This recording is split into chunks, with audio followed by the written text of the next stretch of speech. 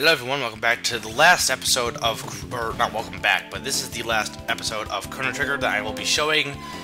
This being the last tech video, and this one is showing the dual techs and also the triple techs. The triple techs are really fun to watch, actually. You know, they do damage, of course, but they're also pretty cool to look at. But overall, but yeah, I have, and just to know, I don't remember what characters I have equipped, but I have the stones equipped already to all the characters, so the last dual techs, the last like 5 are all stone moves. I'm not 100% sure which, I won't, off the top of my head I can't tell you which ones. I could tell you if I looked it up, and I should do that. Look it up and just tell you what move goes to which which stone. But other than that, yeah, this is the last episode. It's been a good project, I think. It has ups and downs. I think it's dragged on a little bit too long. As I said in the original credits, actually, I kind of talked about my thoughts on the project. I don't regret doing this project. I do enjoy it, and I hope you guys have enjoyed it too. I hope it hasn't been boring or anything. And if it has, let me know what I can do to improve it. I mean, if you want me to improve something, if you say, hey, I think you should cut out more of the battles. I mean, hey, I think you should shut up for a whole episode, or hey, I think you should talk about donuts for 15 minutes, which I could do, I probably have done. But, you know, those kind of things that I can do maybe to change how I present the project. Telling me, hey, you suck, which not anyone necessarily has done, but that's not going to help me. I do want people to, you know, I do want criticism, though, constructive criticism, because I can't fix anything. I can't improve what I do unless I have, you know, feedback. Or rather, I can, but I can't. It's much easier, and it's, you know, it's much easier to know what direction to go in. I could say, well, I will do this, but I don't necessarily know if it's a good idea or not. Like, for this one, as opposed to Paper Mario, I decided to leave a lot of battles, and I don't know necessarily if that was a good idea or not, but I did it.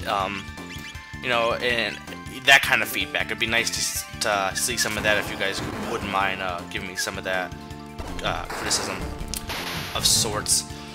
But anyway, so I did mention in one of these the ending videos that I got Kirby's Epic Yarn, and since I need a rant, I will talk about that. It is really fun. It definitely it has like a, you know, a very it's oriented to children in the sense like the storybook style. It has actually like a narrator, like, you know, a children's narrator who will be like change their voice slightly to match the enemy, and like, or to match another character, and like when DDD talks, they'll have like a booming like kind of false voice. It's cute in that way. And the thing is, yeah, it's I don't think it's made for kids. Here's my thing is, a kid will enjoy it. A kid will find it fun and enjoyable. At the same time, though, anyone who has been a kid will also find it fun and enjoyable, because if you've ever experienced that kind of, you know, storytelling or being a kid, that kind of nostalgia, you'll find it fun to play. Part of the enjoyment from the game, for me, I'll try and keep this spoiler free for those who haven't played it, even though there's not major spoilers, was, you know, just again playing through the game. It wasn't necessarily trying to beat the game, it was just having fun. And I've also actually, majority of the playthroughs thus far has been multiplayer, something I don't do on my initial run. I kind of play New Super Mario Bros. with my brothers a little bit, but I've been playing like the majority of it thus far with multiplayer, and it's been interesting. With single player, I will say it's fun. I almost feel like multiplayer was a little bit more fun, partly because enjoying the experience with someone else is a little bit more you know, enjoyable. But yeah, just having fun and frolicking in the world and listening to the music and looking at the environments and interacting with the environments, it's almost a little bit more fun than the actual gameplay. The gameplay, of course, the main thing about the levels is trying to get all the things before and then get to the end of the level.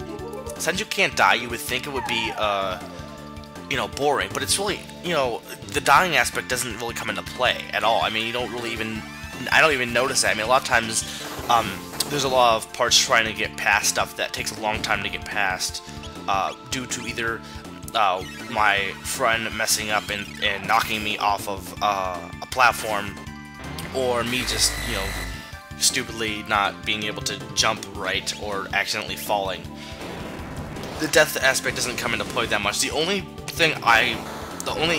flaw I see, The only flaw I see is when you do the boss battles. When you face a boss, sometimes while it's fun and they're interesting to play with, eventually it gets to the point of them dragging on a little bit too long. And it'd almost be nice if they're intense, but it's almost like since you can't die, you know, it's not necessarily that there's no point in fighting the boss, for me at least, but rather that it just, again, drags on a little bit too much. It's like you could constantly be fighting that boss forever for the end of time. So it'd be nice if for maybe the bosses they had a death, or maybe they could have done like what they did in Wonderland 2, where the boss removes you from the arena, not necessarily killing you, but just removes you from the arena. But yeah, I think the style, and I think like they really played up the style and made a theme, and the music, and I think, you know, just the overall feel of the game is really, you know, it's a really well-made game. Now, would I want every game ever in the history of all to be made in that style? No, I wouldn't. I wouldn't want, you know, I think it's just as much as we have games like Kirby's Epic Yarn, I think we should have games like Halo and Metal Gear and Mother 3, which is, you know, pretty story-based. I mean, yeah, it's comedy, but it's also pretty story-based. I mean, I think we should have serious games as much as we have fun, you know, enjoyable games. I think the people who say, oh, this game is kiddie, I'm not gonna play it, I don't know if, I almost feel like they're a little bit insecure. I mean, it's like, you know, my friend said, it's definitely very oriented to kids. It's very childish in a sense, you know, not childish being a negative term in this case, but that's not a bad thing. They said that was a good thing in that sense, because, you know, again, anyone who's ever been a kid is going to enjoy the game. It was really fun. It's really a fun game. But at the same time, again, yeah, you don't want every game to be like that either. You know, and that goes back to my whole comparing thing yesterday.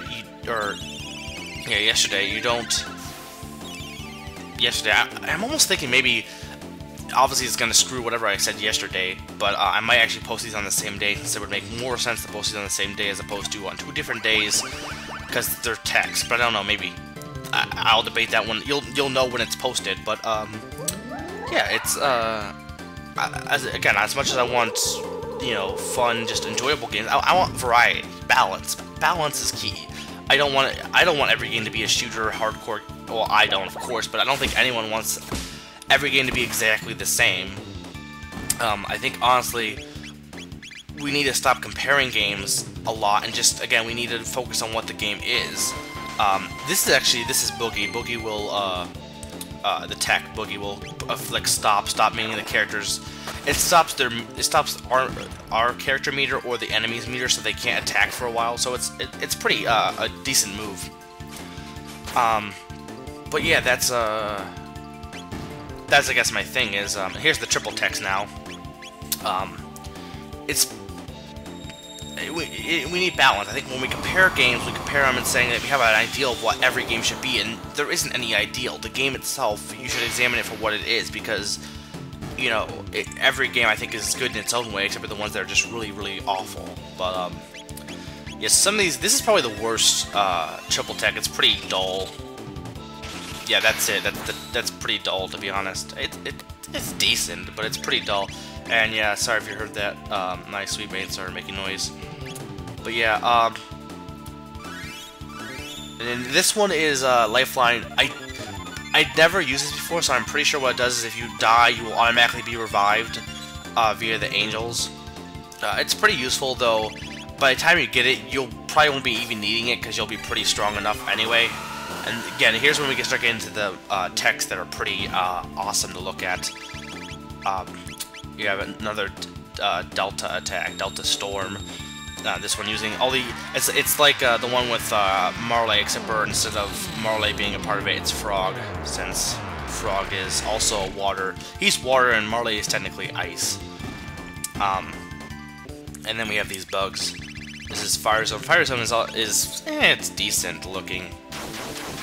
But yeah, so yeah, this project has been, I know this is kind of probably anticlimactic to end on this video, but, you know, this is the last video, so you know, technically the last video of the project was actually the ending video of the main part. These are just extra videos, so I do hope everyone's enjoyed this project. I've enjoyed doing it, even if playing through the game was a little bit tedious at times.